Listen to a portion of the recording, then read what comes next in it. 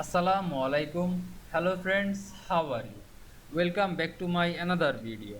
In this video, I am going to show you how to insert text into a table in Adobe InDesign. Let's get started. At first, you have to open your Adobe InDesign software, then create your document. Now you can see here are my documents. Now I insert a table. At first, I have to go to table option, then press create table option.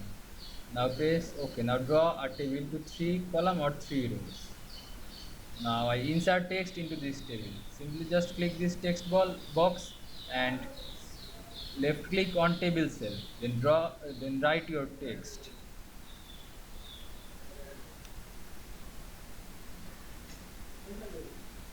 Then again select this another cell. Then draw your another text. Now you can see I insert text into a table in Adobe InDesign very easily. I hope you enjoyed my video. Please like, comment, share and subscribe my channel. Thanks for watching.